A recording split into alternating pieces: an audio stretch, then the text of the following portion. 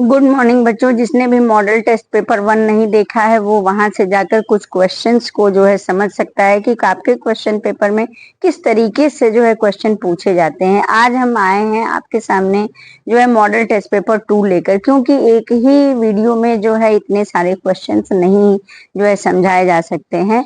तो चलिए आज के वीडियो में हम जानेंगे कि और किस तरीके के क्वेश्चंस जो है वो पूछे जाते हैं। तो जैसा कि आप बोर्ड पर देख सकते हैं कि यहाँ पर लिखा है क्वेश्चन में मल्टीप्लाई 8। अब देखिए इतने बड़े बड़े मल्टीप्लाई देखकर बच्चे घबरा जाते हैं। आपको घबराना नहीं है, क्योंकि जिसने भी चैनल सब्सक्राइब नहीं किया है वो चैनल को सब्सक्राइब कर ले और जो भी पढ़ने वाला बच्चा हो उसे ये मॉडल टेस्ट पेपर शेयर कर दीजिए ताकि वो भी सीख सके। तो बेल आइकन को दबाना ना भूलिएगा ताकि मैं जब भी कोई भी इस तरीके का वीडियो अपलोड करूं वो इजीली आप तक पहुंच जाए। तो बच्चों इतने बड़े बड़े ये मल्टीप्लाई देखकर बच्चों को घबराना नहीं है, क्योंकि ये देखने में बड़े बड़े हैं लेकिन बहुत इजी होते हैं। तो चलिए आज हम जानेंगे कि इस टाइप के क्वेश्चंस को कैसे सॉल्व करें। इसमें देखिए आपको कुछ नहीं करना है। यहाँ लिखा है 46 मल्टीप्लाइड बाई 100। तो याद रखिए कि जब 0 0 0 इस टाइप का जीरो का बहुत बड़ा जो है रोल होता है, तो आपको क्या करना है, सिर्फ जब कभी भी 10 से मल्टीप्लाई करना है, 100 से करना है, 1000 से करना है, तो बस नंबर को नंबर से मल्टीप्लाई करिए। यानी 46 को 1 से मल्टीप्लाई कर दीजिए, 46 1 आर 46, और ये बचे हुए जो जीरो हैं 2 उसको यहाँ पर ऐड कर देंगे बिना किसी मेहनत के। देखिए कितना इजीली जो है ये सॉल्व हो गया। अब आते हैं अगले क्वेश्चन पर। सेम ही काम यहाँ भी करना है। 23 मल्टीप्लाइड बाई 100। 23 को आप 1 से मल्टीप्लाई कर दीजिए। 23 1 आर 23, और बचे हुए ये जो जीरो हैं उसे यहाँ आंसर में लिख दीजिए। बस डन। अब आते हैं अगले क्वेश्चन पर। यहाँ पर लिखा है 2468 मल्टीप्लाइड बाई 1000। आपको क्या करना है, कुछ नहीं, बस इस नंबर को 1 से मल्टीप्लाई करिए। 1 से मल्टीप्लाई करते हैं तो बस वही नंबर दोबारा लिख दिया जाता है। तो यहाँ पर हो गया 2468, और बचे हुए ये सारे जीरो को हम यहाँ पर ऐड कर देंगे और यही आंसर होगा। अब आते हैं अपने अगले क्वेश्चन पर। अब देखिए यहाँ पर क्या था कि जीरो के साथ 1 लगा हुआ था, जैसे कि यहाँ पर लिखे हैं 100, यहाँ भी 100, यहाँ 100, लेकिन अगले क्वेश्चन में ऐसा नहीं है।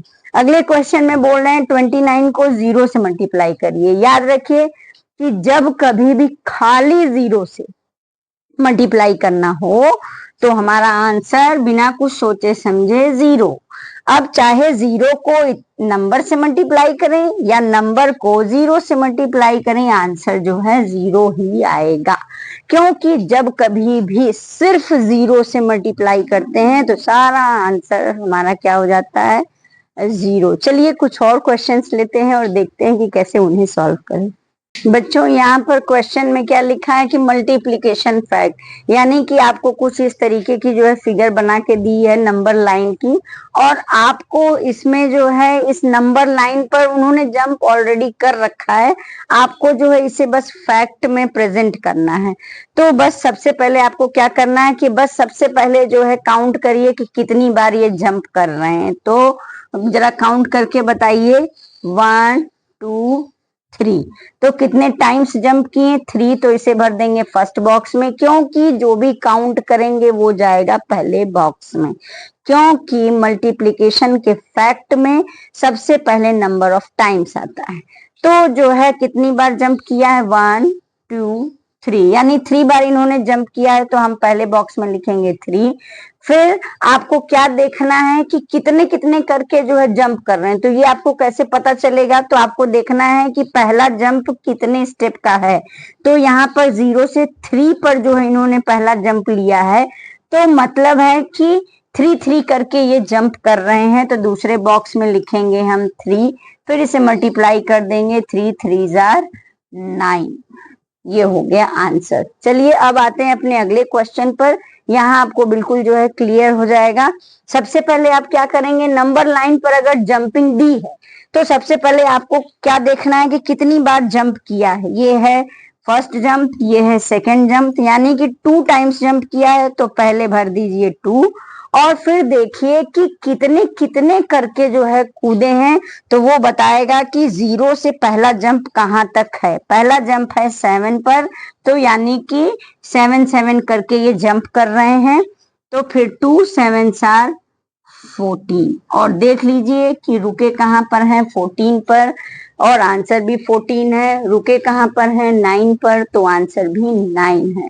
तो चलिए इसके अलावा हम कुछ और एग्जांपल्स लेते हैं और देखते हैं। बच्चों अब आते हैं अपने अगले क्वेश्चन पर। देखिए क्वेश्चन पेपर में कुछ इस तरीके के जो है पिक्चर्स बनी होती हैं।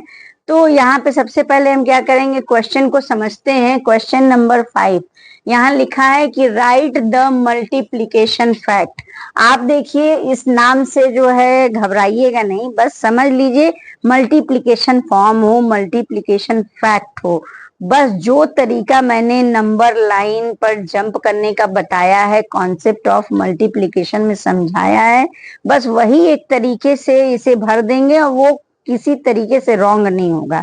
याद रखिए कि तरीके तो दोनों दो तरीके से होते हैं कि मल्टीप्लिकेशन फैक्ट जो है अलग तरीके से लिखिए, या फिर आप मल्टीप्लिकेशन फॉर्म में लिखिए तो अलग तरीके से भी लिख सकते हैं। लेकिन जो तरीका मैं बता रही हूँ बस वही एक ही तरीका सीखेंगे और वो हर जगह काम आएगा। तो चलिए देखते हैं कि इस तरीके की पिक्चर्स को हम सॉल्व कैसे करेंगे। जैसा कि आपको क्या कहा जा रहा है कि मल्टीप्लिकेशन के फैक्ट में जो है आपको लिखना है, फैक्ट में लिखा हो मल्टीप्लिकेशन या मल्टीप्लिकेशन के फॉर्म में लिखने को कह रहे हो, तरीका हमारा सेम ही रहेगा कुल मिला के। तो देखिए यहाँ पर कुछ बॉक्स बने हैं और बॉक्स में जो है 2 2 समझ लीजिए कि डॉट्स बने हैं, लड्डू बने हैं, या कहें कि इन बॉक्सेस में एप्पल्स हो सकते हैं, मैंगोज हो सकते हैं, कुछ भी हो सकते हैं। यहाँ पर 2 2 बने हैं। कुल मिला के ये एक पिक्टोग्राफी की गई है आपको मल्टीप्लिकेशन की, और आपको मल्टीप्लिकेशन के फैक्ट में इसे जो है प्रेजेंट करना है। तो कुल मिला के आपको क्या करना है कि मल्टीप्लिकेशन के फॉर्म में इसे लिख दीजिए। तो सबसे पहले आपको क्या समझना है, सबसे पहले समझना है कि कितनी बार ये पिक्चर बनी। सबसे पहले आपको काउंट करना, बस याद रखिए सबसे पहले काउंट करना है। तो काउंट करिए 1 2 3 4। तो सबसे पहले भर देंगे 4। अब उसके बाद देखना है कि मतलब कि एक एक डब्बे में कितने हैं। तो एक डब्बे में कितना है, 2, इसमें भी 2, इसमें भी 2, इसमें 2, यानी कि 2 2 सब में भरा है। तो दूसरे बॉक्स में हम लिखेंगे 2, और अगर 3 3 भरा होता तो हम 3 लिखते, 4 4 भरे होंगे तो 4। तो कुल मिलाकर आपको सबसे पहले गिनती गिनना है कि कै बार जो है ये ग्रुप बना है, वो भरेंगे कितने टाइम्स, और फिर आपको देखना है कि एक में कितना है वो लिख देना है दूसरे बॉक्स में, फिर टेबल पढ़ लेना है। 4 2 8, और काउंट कर लीजिए आपका आंसर 8 आया है। 1 2 3 4 5 6 7 8, यानी कि हमारा आंसर बिल्कुल सही है। तो याद रखिए सबसे पहले आपको गिनना है कि ग्रुपिंग कितने की है, यानी ये पिक्चर कितने ग्रुप में बनी है, 1 2 3 4। तो 4 लिख दिया, और फिर देख लेना है कि एक में कितना है वो आपको यहाँ भर देना है, फिर टेबल पढ़ के आंसर लिख दीजिए। अब आते हैं अगले एग्जाम्पल पर। अगले क्वेश्चन में भी सेम ही चीज है कि देखिए यहाँ पर 1 2 3 ग्रुप्स दिए हैं। तो पहले बॉक्स में फट से 3 भर दीजिए, फिर देखिए कि एक में कितना है, तो 1 2 3 4। तो यहाँ पर 4 लिख देंगे, और 3 4 12, और जब ये सारी लाइंस को हम काउंट करेंगे तो वो 12 ही होंगी। तो कुल मिला के आपको इस पिक्टोग्राफी में समझना क्या होता है कि जब भी मल्टीप्लिकेशन के फैक्ट में लिख रहे हैं तो सबसे पहले जो है आप ग्रुपिंग को काउंट कर लीजिए कि 1 2 3, यानी कि यहाँ पर 3 ग्रुप है तो हमने 3 भर दिया। यहाँ पर 1 2 3 4 4 ग्रुप्स दिए हैं तो 4 भर दिए। याद रखिए अगर आपने नंबर उल्टा किया, अगर आपने 2 यहाँ लिखा 4 यहाँ, तो आपका आंसर रॉन्ग हो जाएगा, ये याद रखिएगा, क्योंकि सही तरीका वही है जो मैंने आपको बोला था कि बस आपको यही एक तरीका सीखना है और ये हर जगह काम आएगा, चाहे आप मल्टीप्लिकेशन के फॉर्म में लिख रहे हो या फिर मल्टीप्लिकेशन के फैक्ट में लिख रहे हो। तो सबसे पहले काउंट करेंगे, उसे भरेंगे फर्स्ट बॉक्स में, फिर देख लेना है किसी भी एक डब्बे में देख लीजिए कितना है, उसे भर दीजिए सेकेंड बॉक्स में, फिर उसको मल्टीप्लाई करके लिख दीजिए। चलिए अब हम कुछ और एग्जाम्पल्स लेते हैं और फटाफट जो है समझते हैं अपने क्वेश्चन पेपर को। बच्चों इसके अलावा जो है क्वेश्चन पेपर में आता है कि डिवाइड द नंबर्स। अब चाहे ऐसे लिखा जाए डिवाइड को, आप याद रखिए कि ये डिवाइड का साइन होता है, तो चाहे इस तरीके से डिवाइड आ जाए या फिर ऐसे भी आ सकता है। तो आपको डिवाइड हवा में नहीं करना, जैसा कि ऊपर वाला है बच्चे हवा में कर देते हैं। आप डिवाइड जब भी करें तो उसको इस तरीके से ही करें कि जो बड़ा वाला नंबर है उसको अंदर लिख लीजिए और छोटे वाले नंबर को बाहर करके तब टेबल करिए। तो चलिए, अब जैसे कि यहाँ पर लिखा है 4 डिवाइडेड बाई 2, तो इसको आप जो है ऐसे क्या करिए कि बड़े नंबर को अंदर कर लीजिए और छोटे नंबर को बाहर। अब टेबल पढ़िए कि या तो 4 आए और या तो इससे कम रहे, क्योंकि डिवीजन के वीडियो में मैंने बताया था कि अंदर हमें जो है सब्ट्रैक्शन करना होता है। तो वहीं तक टेबल पढ़ते हैं कि या तो वो नंबर खुद आ जाए या उससे कम रहे ताकि हम माइनस कर सकें। तो 2 2s आर 4, और इसे चेक भी कर सकते हैं, 2 2s आर 4। तो ये आंसर हमारा सही है। तो हमारा आंसर यहाँ पर क्या आएगा, 2। और देख लीजिए यहाँ पर अलग से डिवाइड करके। अब आते हैं अपने अगले एग्जाम्पल पर। यहाँ पर लिखा है 16 डिवाइडेड बाई 4। तो चलिए यहाँ पर हम जो है 16 बड़ा नंबर है अंदर कर लिए, 4 को बाहर। अब 4 की टेबल ऐसा पढ़ें कि या तो 16 ही आ जाए और या इससे कम रहे। तो 4 4s आर 16, और 16 में से 16 माइनस किया तो 0। तो हमारा आंसर क्या हो गया, 4 4s आर 16। हमारा आंसर 4 है, तो वो हम यहाँ पर लिख देंगे। अब आते हैं हम अपने नीचे वाले डिवीजन पर। अब इस तरीके के डिवीजन में भी याद रखिए जो नंबर बाहर है उसकी टेबल पढ़नी है। बाहर एक नंबर है तो सबसे पहले हम एक नंबर को देखेंगे कि क्या डिवाइड हो पाएगा कि नहीं। तो जब कभी भी या तो इक्वल नंबर रहे और या तो इससे बड़ा नंबर रहे तो डिवाइड होता है, इससे छोटा नहीं होना चाहिए। तो यहाँ पर इक्वल नंबर है तो 1 टाइम जाएगा, 3 1s आर 3, लिखकर तुरंत माइनस कर देंगे, 0 हो गया। फिर बगल वाले नंबर को इसी क्रॉस के बगल में कॉपी कर लीजिए। अब इसको डिवाइड करिए। 3 की टेबल ऐसा पढ़िए कि या तो 6 आए या फिर 6 से कम रहे। तो 3 2s आर 6, और लिखते ही इसे जो है माइनस कर दीजिए, 6 में से 6 गया 0। तो हमारा आंसर क्या आ गया, 12। और देखा भी जा सकता है, इसको मल्टीप्लाई कर लें तो ये बीच वाला आ जाएगा। अब आते हैं अपने अगले डिवीजन पर। यहाँ पर याद रखिए कि जो नंबर बाहर है उसी की टेबल पढ़नी है। बाहर एक नंबर तो अंदर भी एक ही नंबर लेंगे और देखेंगे कि वो नंबर हमेशा या तो इसके इक्वल हो और या तो इससे बड़ा हो, यानी कि बड़ा होगा तभी तो हम टेबल पढ़ने के बाद इसे सब्ट्रैक्ट कर पाएंगे। तो बस वहीं तक टेबल पढ़ें कि या तो इसके इक्वल आ जाए और या इससे कम रहे ताकि हम सब्ट्रैक्ट कर सकें। तो यहाँ पर ये इक्वल नंबर है तो 4 1s आर 4, और 4 में से 4 माइनस किया तो 0। अब इस 9 को यहाँ पर कॉपी कर लीजिए। अब इसको इससे डिवाइड करिए। 4 की टेबल ऐसा पढ़िए कि या तो 9 आए या इससे कम रहे, क्योंकि अंदर क्या करना है, सब्ट्रैक्शन। तो 4 1s आर 4, 4 2s आर 8 और 4 3s आर 12। तो बच्चों 4 2s आर 8, क्योंकि 12 लिख देंगे तो ये माइनस नहीं हो पाएगा, और लिखते ही सब्ट्रैक्ट कर दीजिए। 9 में से 8 माइनस करेंगे तो 1। तो हमारा आंसर क्या आ गया, 12। तो इसी तरीके से जो है क्वेश्चन पेपर में डिवाइड, मल्टीप्लाई, नंबर लाइन, उन्हीं चीजों को घुमा फिरा कर गोल गोल करके आपके दिमाग के साथ बस खेला जाता है। और क्वेश्चन पेपर इतना मुश्किल नहीं होता कि बच्चा ना करने पाए। तो बस प्रैक्टिस नहीं छूटनी चाहिए, मैथ्स में प्रैक्टिस करते रहिए, वीडियोस को देखते रहिए और अपने एग्जाम्स में अच्छे नंबर लेकर आइए। बच्चों बोर्ड पर देखिए, यहाँ क्वेश्चन पेपर में जो है लिखा हुआ है कि मल्टीप्लाई 8। अब मल्टीप्लाई कहें या कहें कि फाइंड द प्रोडक्ट, क्योंकि प्रोडक्ट का मतलब भी मल्टीप्लाई करना ही होता है। तो बात एक ही है, चाहे इस तरीके से दिया हो और या फिर इस तरीके से दिया हो, करना हमें मल्टीप्लाई ही है। तो ऐसे में बस टेबल पढ़िए, 2 7s आर 14 और 7 3s आर 21। ये तो हो गया इजी वाला।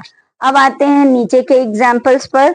यहाँ भी याद रखिए कि वंस के साइड से हमें जो है हमेशा स्टार्ट करना होता है, और जो नंबर नीचे लिखा है इसी की टेबल पढ़ेंगे। तो चलिए पढ़ते हैं table. 3 2s are 6, 3 2s are 6। अब आते हैं अगले क्वेश्चन पर। यहाँ भी हमें नीचे ध्यान देना है कि नीचे जो नंबर है उसी की टेबल पढ़ें। तो 2 4s are 8 और 2 1s are 2। अब आते हैं अपने अगले क्वेश्चन पर। यहाँ भी यही याद रखना है कि जो नंबर नीचे है इसी की टेबल पढ़ना है और वंस के साइड से स्टार्ट करना है। तो चलिए पढ़ते हैं टेबल। 4 6 are 24। अब देखिए यहाँ पर आ गया डबल डिजिट। डबल डिजिट आएगा तो उसके सर पर टीओ लिख के ओ वाले वंस प्लेस को नीचे लिखेंगे हम यहाँ पर, और आगे वाला नंबर जो है आगे कैरी ओवर हो जाएगा। याद रखिए जैसे हम एडिशन में कैरी ओवर करते हैं बिल्कुल वैसे ही। तो 4 6 are 24, 24 का 4 यहाँ 2 हो गया कैरी ओवर। अब 4 की टेबल 3 टाइम्स पढ़ेंगे। 4 3s are 12 और 12 में ये 2 हमें जो है ऐड कर लेना है। तो 12 13 14। अब हमारा आंसर क्या हो गया 14। तो 14 का 4 यहाँ पर नीचे लिख देंगे और 1 को यहाँ पर कैरी ओवर करेंगे, क्योंकि अगर इसके सर पर वंस टेंस लिखेंगे तो वंस की प्लेस पर 4 है, इसलिए हमने 4 को नीचे रख दिया। याद रखिए कि जब भी डबल डिजिट आए तो उसे ऊपर लिख के उसके सर पर लिखिए वंस टेंस, और वंस की प्लेस नीचे जाती है और बची हुई आगे कैरी ओवर होती है। अब आते हैं अगले स्टेप पर। फिर हम आगे बढ़ेंगे और यहाँ पर टेबल पढ़ेंगे। 4 2s are 8 और 8 में ये 1 कैरी ओवर ऐड कर देंगे तो हो गया 9। तो ये था हमारा हाउ टू मल्टीप्लाई। इस तरीके के क्वेश्चंस ढेर सारे दिए होते हैं ताकि बच्चे इजीली जो है पास कर सकें। तो मुश्किल जो कब होती है जब हमें कुछ फिगर्स में दिया हो, नंबर लाइंस दिया हो, चीजें वही होती हैं बस घुमा फिरा के बस उसी में दिमाग उलझा देते हैं। तो अगर आपका कॉन्सेप्ट क्लियर होगा तो प्लीज पिछले जितने भी jump on the number lines के वीडियो हैं, कैरी ओवर के हैं, बोरोइंग के हैं, उसे देखिए और उसे क्लियर कर लीजिए तो आपका क्वेश्चन पेपर आपके लिए बहुत इजी हो जाएगा। बच्चों इसके अलावा आता है बच्चों इसके अलावा जो है क्वेश्चन पेपर में वर्ड प्रॉब्लम्स दी होती हैं कुछ इस तरीके से, जैसा कि आप देख सकते हैं ढेर सारी जो है इस तरीके से लिखे होते हैं। इसमें से कुछ करने होते हैं, कुछ छोड़ने होते हैं। तो ज्यादा तो नहीं क्योंकि ये वीडियो बहुत लंबा हो जाएगा। बस मैं आपको एक चीज बता रही हूँ कि बात अगर प्लस माइनस की है, जैसे कि आप अगर सेकंड थर्ड में पढ़ रहे हैं तो ज्यादातर जो है प्लस माइनस के ही जो है आपको दिए जाते हैं वर्ड प्रॉब्लम, या आपके पास चॉइस भी होती है कि 10 दिए हैं 10 में से 5 करिए 6 करिए। तो बस ये 2 वर्ड याद रखिए कि अगर लास्ट के लाइन में, अगर वर्ड प्रॉब्लम के लास्ट में अगर इस तरीके के ये वर्ड लिखे हैं तो इसका मतलब होता है कि आपको उसमें क्या कर देना है, माइनस कर देना है, सब्ट्रैक्शन कर देना है। बस ये याद रखिएगा, क्योंकि वर्ड प्रॉब्लम जब मैं वीडियो अपलोड करूंगी तो आपको अच्छे से समझाऊंगी। अभी एग्जाम आया है तो बस ये याद रखिए, क्योंकि टीचर कभी बच्चे से दुश्मनी थोड़ी ना निकालेगा, वो क्वेश्चन पेपर में क्लूज देता है, बस बच्चे को ढूंढना होता है कि कहाँ पर लेफ्ट लिखा है, आया भी है कि नहीं हमारे वर्ड प्रॉब्लम में। तो आप वही वाले जो है वर्ड प्रॉब्लम चूज करिए जिसमें जिसमें लेफ्ट लिखा हो और उसी को सॉल्व करिए, और उसमें क्या करेंगे उस वर्ड प्रॉब्लम में माइनस कर दीजिएगा तो आपका करेक्ट हो जाएगा। यानी कि अगर लेफ्ट और रिमेन ये वर्ड आ रहा है तो वो माइनस है, अदरवाइज वो प्लस करके चले आइएगा। ठीक है, मिलते हैं अगले वीडियो में।